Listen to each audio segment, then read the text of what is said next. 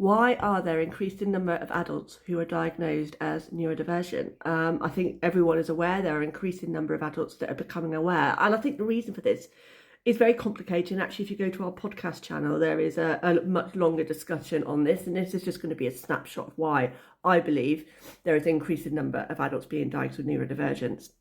And I suppose one of those things is understanding, and that understanding of masking, I think, was a huge part of why it suddenly became so evident. You know, I think typically adults who were previously undiagnosed were often diagnosed with depression, anxiety as adults. They might get to a point in their working career where they no longer could just do it. And this is because of the constant masking.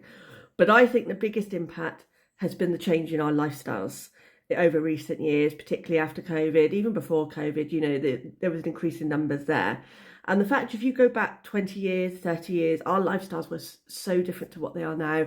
We were far more active, we were physically active, we spent more time outside. You know, we had far more active lives. And if you look at like the data throughout human history, typically it's about 85% of time adults and children spent that time outdoors. Now it's 7% on the average adult. And think how that impacts our brain, how we're not regulating cortisol that might be building up in our systems. And so suddenly the world becomes a far more difficult place to manage. So I think lifestyle has been a massive impact on the increase in numbers. Also our understanding of the neurodivergent spectrum, how wide that is and what that encompasses.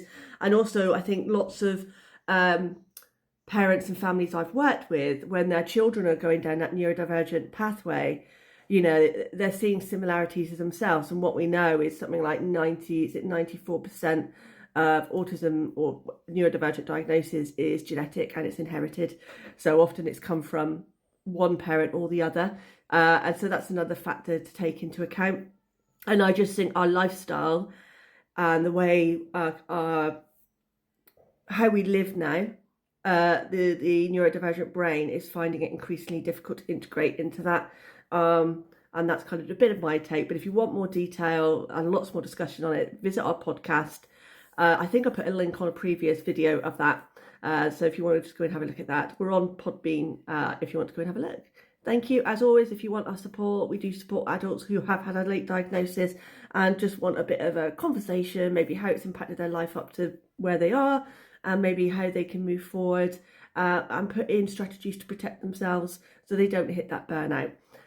Thank you for watching this video. Please give us a like and we'll look forward to hearing from you.